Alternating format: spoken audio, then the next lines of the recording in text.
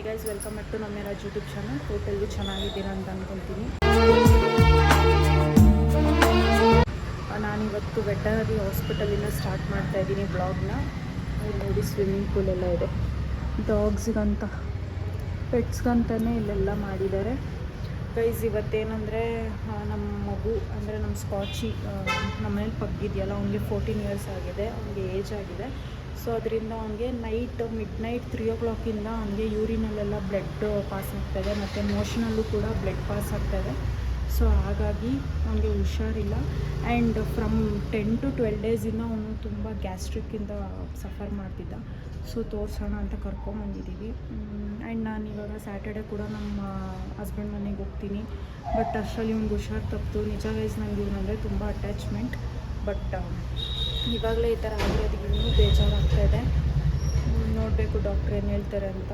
And ಅವ್ನಿಗೆ ಇನ್ನೊಂದೇನೆಂದರೆ age ಆಗಿರೋದು, ನಮಗೆ ಏನೇ ಊಟ ಮಾಡಿದ್ರು ಜೀರ್ಣ ಆಗ್ತಾಯಿಲ್ಲ, ಅದೊಂದು ಪ್ರಾಬ್ಲಮ್ ಆಗ್ತಾಯಿರೋದು. ಈಗ ಏನೋ ಟೆಸ್ಟ್ ಮಾಡ್ತಾ ಇದ್ದಾರೆ. ನಮ್ಮ ಮಮ್ಮಿ ಬಂದಲ್ಲಿ ಗೊತ್ತಾಗುತ್ತೆ ಏನು ಹೇಳಿದ್ದಾರೆ ಡಾಕ್ಟರ್ ಅಂತ. ಅವ್ರು ಬಂದಮೇಲೆ ನಾನು ಬ್ಲಾಗ್ ಕಂಟಿನ್ಯೂ ಮಾಡ್ತೀನಿ.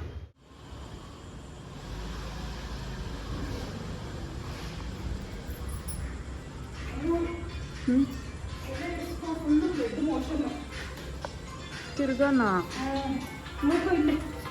ನೀರು ಕುಡಿತಾನೆ ನೋಡಿ.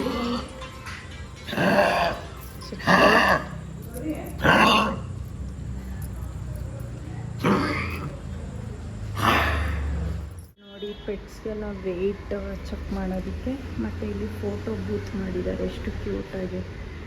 ನಾವು ಅವನಾಗಲಿ ಮತ್ತು ನಮ್ಮ ಕೋಕೋ ಆಗಲಿ ಇಬ್ಬರೂ ನಾವು ಇಲ್ಲೇ ಕರ್ಕೊಂಬರೋದು. ಯಾಕಂದರೆ ಇಲ್ಲಿ 24/7 ಫೆಸಿಲಿಟಿ ಇದೆ. ಲೈಕ್ ಎಷ್ಟೇ ಮಿಡ್ ನೈಟಲ್ಲಿ ನೀವು ಕರ್ಕೊಂಬಂದರೆ ಇಲ್ಲಿ ಓಪನ್ ಇರುತ್ತೆ ಹಾಸ್ಪಿಟಲ್. ಹಂಗಾಗಿ ನಮಗೆ ಇಲ್ಲಿ ತುಂಬ ಅಡ್ಜಸ್ಟ್ ಆಗಿದೆ.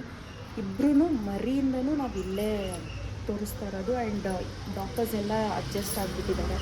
ಬೇರೆ ಎಲ್ಲೇ ತೋರಿಸಿದ್ರು ಅವ್ರಿಗೆ ನಮಗೇನು ಆ್ಯಕ್ಚುಲಿ ಇದು ಸ್ವಲ್ಪ ದೂರ ಅನ್ನೋಕ್ಕಿಂತ ನಮ್ಮ ಮನೆ ಹತ್ರನೂ ಒಂದಿದೆ ಹಾಸ್ಪಿಟಲು. ಅಲ್ಲೂ ಕೂಡ ಟೆಸ್ಟ್ ಮಾಡಿಸಿದ್ವಿ. ಅಲ್ಲಿ ಸ್ಟಾರ್ಟಿಂಗ್ 2-3 days ಅಷ್ಟೇ ಚೆನ್ನಾಗಿ ನೋಡಿದ್ರು. ಆಮೇಲೆ ಹೋಗ್ತಾ ಅವ್ರ ಬುದ್ಧಿ ಅವ್ರು ತೋರಿಸಿದ್ರು. ಜಸ್ಟು ಏನಂತಾರೆ, ಕಸ್ಟಮರ್ಸ್ನ ಅಟ್ರ್ಯಾಕ್ಟ್ ಮಾಡೋದಕ್ಕಷ್ಟೇ ಗೈಸ್ ಅವರೆಲ್ಲ ಚೆನ್ನಾಗಿ ಟ್ರೀಟ್ ಮಾಡೋದು ಸ್ಟಾರ್ಟಿಂಗು. ಹೋಗ್ತಾ ಅವ್ರ ಬುದ್ಧಿ ಅವ್ರು ತೋರಿಸ್ತಾರೆ. ಆಮೇಲೆ ಗೊತ್ತಾಯಿತು ಅದು ವರ್ತಿಲ್ಲ, ನಮಗಿದೆ ಪರವಾಗಿಲ್ಲ, ಎಕ್ಸ್ಪೆನ್ಸಿವ್ ಆದರೂ ಕೂಡ ಇಲ್ಲಿ ಚೆನ್ನಾಗೇ ನೋಡ್ತಾರೆ ಅಂತ ಗೊತ್ತಾಯಿತು. ಆ್ಯಂಡ್ ಇನ್ನೊಂದೇನೆಂದರೆ ಒಂದು ಆಪ್ರೇಷನ್ ಕೂಡ ಮಾಡಿಸಿದ್ವಿ, ಸ್ಕ್ರಾಟಲ್ ಆಪ್ರೇಷನ್. ಅದು ಆಪ್ರೇಷನ್ ಮಾಡಿಸಿದ್ಮೇಲೆ ಕಂಪ್ಲೀಟ್ಲಿ ಫೈನ್ ಆಗಿದೆ. ಡಾಕ್ಟರ್ ಕೂಡ ಶಾಕು. 14 years 15 years ಆದರೆ ಯಾವ ಪೆಟ್ಸು ಕೂಡ ಇಷ್ಟು ಸ್ಟ್ರಾಂಗ್ ಆಗಿರಲ್ಲ ಆ್ಯಂಡ್ ಇಷ್ಟು ಆ್ಯಕ್ಟಿವ್ ಆಗಿರಲ್ಲ. ನಿಮ್ಮ ಪೆಟ್ ಅಷ್ಟು ಸ್ಟ್ರಾಂಗ್ ಇದೆ, ಆ್ಯಕ್ಟಿವ್ ಆಗಿದೆ, ಯು ಆರ್ ವೆರಿ ಲಕ್ಕಿ, ಹಂಗೆ ಹಿಂಗೆ ಅಂತಿರ್ತಾರೆ.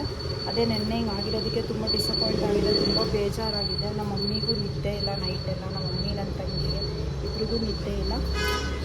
ಇವಾಗ ನೋಡಬೇಕು ಡಾಕ್ಟರ್ ಏನು ಹೇಳ್ತಾರೆ ಅಂತ ನೋಡಬೇಕು. ನಮ್ಮ ಮಮ್ಮಿ ಕರ್ಕೊಂಡ್ಬರ್ತಾರೆ. ಬಂದ ತಗೊಳ್ಳಿ ಸ್ಕಾಚಿ ಒಂದು ಸ್ವಿಚ್ಚು.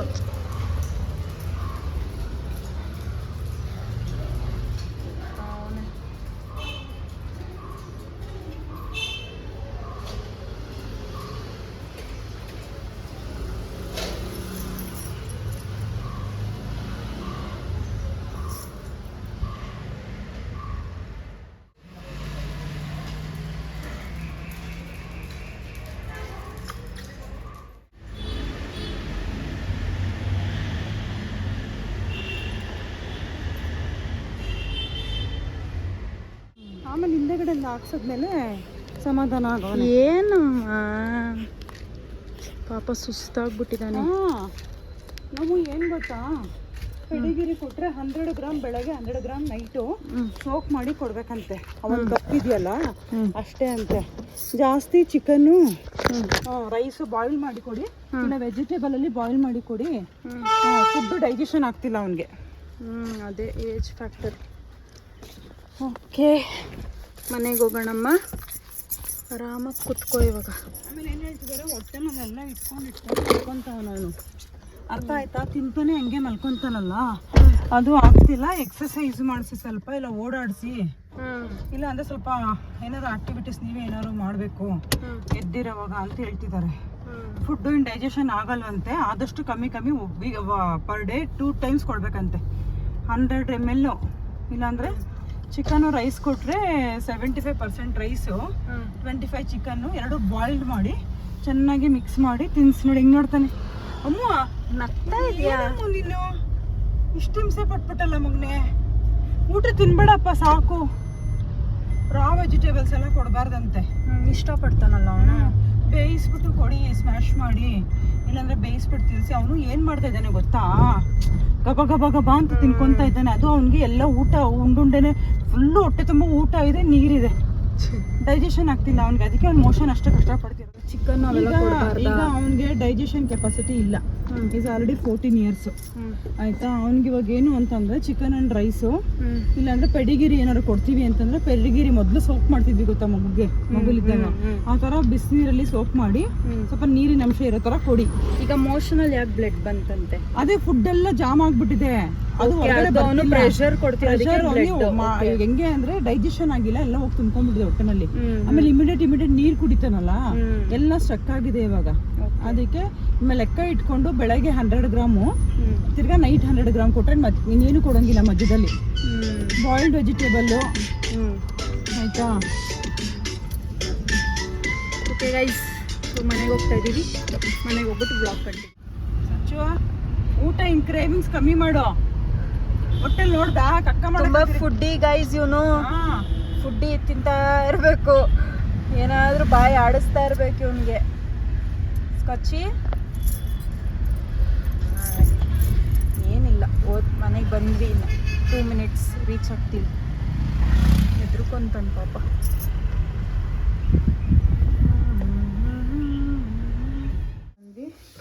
ನಮ್ಮ ಮಮ್ಮಿ ಮೊಸರು ಸಾರು, ಅನ್ನ ಮತ್ತು ಇಲ್ಲೇನೋ ಬೇರೆ ಸಾಂಬಾರಿದೆ, ಅದನ್ನು ಮಾಡಿದ್ದಾರೆ. ಈಗ ಊಟ ಮಾಡಿ ನೆಕ್ಸ್ಟ್ ಏನಿದೆ ಕೆಲಸ ನೋಡಬೇಕು. ಅವನಿಗೆ ಆದಷ್ಟು ಫ್ಯಾನ್ ಹಾಕ್ಕೊಂಡು ಮಲಗ್ಸೋಕೆ ಹೇಳಿದ್ದಾರೆ.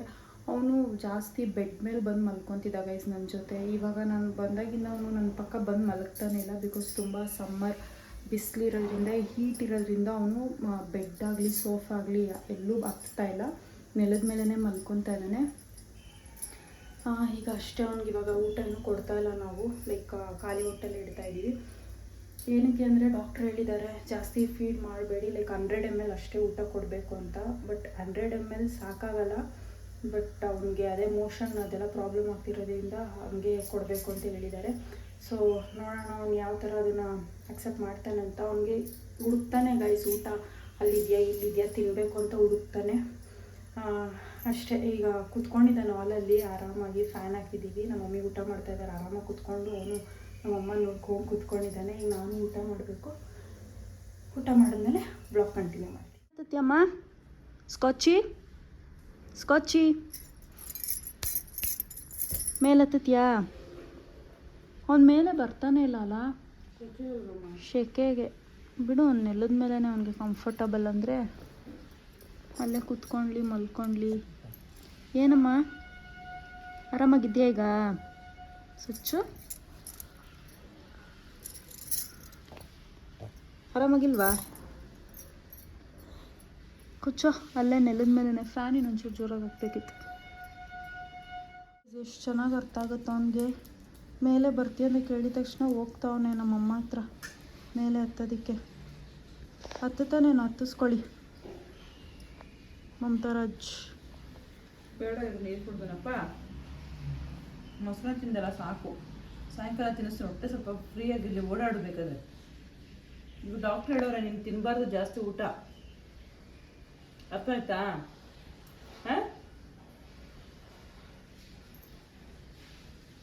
ಕುತ್ಕೊಂತಾನೆ ನೋಡು, ನೋಡೋಣ ಆಮೇಲೆ ಹತ್ತಾನೆ. ಮೊಸರನ್ನ ವಾಸನೆ ಬಂದವನೆ. ಅವ್ನ ಮುಂದೆ ಏನು ತಿಂದಿದ್ಯಲ್ಲಮ್ಮ ಮೊಸರನ್ನ ಅವಾಗಲೇ. ಬೇಡ ಇವಾಗ ಸ್ಕಾಚಿ ಮುನ್ಸ್ಕೊತಾನೆ. ಬೇಡ ಅಂದರೆ ಮುನ್ಸ್ಕೊಳೋ ಬುದ್ಧಿ ಅವನಿಗೆ. ಮಲ್ಗಿ ಇವಾಗ ಎದ್ಬಿಟ್ಟು ಫ್ರೆಶ್ ಅಪ್ ಕೂಡ ಅದೇ. ಏನಂದರೆ ಈಗ ಅದೇ ಅವನು ಇನ್ನೂ ಮಲಸ್ತಾ ಇಲ್ಲ ಗೈಸ್. ಅವನಿಗೆ ತುಂಬ ಅನ್ಕಂಫರ್ಟಬಲ್ ಫೀಲ್ ಆಗ್ತಾಯಿದೆ ಅಲ್ಲಿ ಇಲ್ಲಿ. ಅಂದರೆ ಅವನಿಗೆ ಇನ್ನೊಂದು ಏನಂದರೆ ಕಣ್ಣು ಕಾಣಲ್ಲ ಅವನಿಗೆ. ಒಂದು ಕಣ್ಣು ತುಂಬ ಡ್ರೈ ಆಗಿಬಿಟ್ಟಿದೆ, ಅದು ಕಣ್ಣು ಸರಿಯಾಗಿ ಕಾಣಲ್ಲ ಅವನಿಗೆ. ಸೊ ಅಲ್ಲಿ ಇಲ್ಲಿ ಹೋಗಿ ನೀರು ಕುಡಿಯೋಕ್ಕಂತ ಹೋಗಿ ನೀರೆಲ್ಲ ಚೆಲ್ಲಿ ಎಲ್ಲ ನೀರೆಲ್ಲ ಇದು ಮಾಡಿಬಿಟ್ಟಿದ್ದ. ಈಗ ಅದೆಲ್ಲ ಕ್ಲೀನ್ ಮಾಡ್ಕೊಂಡು ಬಂದೆ. ಅದೇ ಈಗ ನೋಡಬೇಕು, ಬೇಗ ರಿಕವರ್ ಆಗ್ತಾನೆ. ಟ್ಯಾಬ್ಲೆಟ್ ಎಲ್ಲ ಕೊಟ್ಟಿದ್ದಾರೆ, ಅದೆಲ್ಲ ಕೊಟ್ಟಮೇಲೆ ಅವ್ನು ಯಾವ ಥರ ಹೆಂಗೆ ಬೇಗ ರಿಕವರ್, ಆ್ಯಕ್ಚುಲಿ ಅವ್ನಿಗೆ ಅದೊಂದು ಪವರ್ ಇದೆ ಗೈಸ್, ಬೇಗ ರಿಕವರ್ ಆಗ್ತಾನೆ. ಆ್ಯಂಡ್ ಏನೇ ಹುಷಾರಿಲ್ಲ ಅಂದರೂ ಟಚ್ಚು, ಅವ್ನಿಗೇನೇ ಹುಷಾರಿಲ್ಲ ಅಂದರೂ ಫುಡ್ಡು ಮತ್ತು ನೀರು ಕಂಪಲ್ಸರಿ ಕರೆಕ್ಟಾಗಿ ಕುಡಿತಾನೆ, ಕರೆಕ್ಟಾಗಿ ತಿಂತಾನೆ, ಅದೇನು ಸ್ಕಿಪ್ ಮಾಡಲ್ಲ ಅವನು. ಆ್ಯಂಡ್ ಚೆನ್ನಾಗಿ ಓಡಾಡ್ಕೊಂಡಿರ್ತಾನೆ. ಇವಾಗ ಟ್ಯಾಬ್ಲೆಟ್ ಕೊಡಬೇಕು ಅವನಿಗೆ. ಟ್ಯಾಬ್ಲೆಟು ಒಂದು 2-3 ಫಾರ್ಮಸಿ ಶಾಪಲ್ಲಿ ಕೇಳಿದ್ಕೆ ಇಲ್ಲ ಅಂತ ಹೇಳಿದ್ರು. ಈಗ ಬೇರೆ ಕಡೆಯಿಂದ ತರಿಸ್ಬೇಕು, ಅದಕ್ಕೆ ನಮ್ಮ ಅಪ್ಪಾಜಿ ಹೋಗಿ ತರಬೇಕು, ನಾವು ಹೋಗೋಕ್ಕಾಗಲ್ಲ ಅಷ್ಟೇ.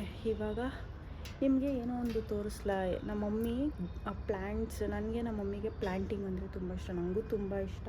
ಬಟ್ ನಮ್ಮ ಮನೇಲಿ ಇರೋಷ್ಟು ಜಾಗನ ಯೂಟಿಲೈಸ್ ಮಾಡಿಕೊಂಡು ನಮ್ಮ ಮಮ್ಮಿ ಪ್ಲ್ಯಾಂಟಿಂಗ್ ಮಾಡಿದ್ದಾರೆ. ಇದು ತೆಗ್ದಿಲ್ಲ ಅಂದರೆ ಇವಾಗ ಇನ್ನೂ 5-4 ಡೇಸಲ್ಲಿ ರಿಮೂವ್ ಮಾಡ್ತಾರೆ ಗೈಸ್. ಒಣಗೋಗಿದೆ ಆಲ್ಮೋಸ್ಟ್ ಚಪ್ರ. ಇಲ್ಲಿ ತುಳಸಿ ಇದೆ, ಇಲ್ಲೇನೋ ಹಾಕಿದ್ದಾರೆ, ಬಟ್ ಇದು ಏನು ಒಣಗೋಗ್ಬಿಟ್ಟಿದೆ. ಸಾಮಂತಿಗೆ ಏನು ಹಾಕಿದ್ದಾರೆ, ಒಣಗೋಗಿದೆ. ಇದು ನೋಡಿ ಗೈಸ್, ಇದೆಷ್ಟು ಚೆನ್ನಾಗಿದೆ.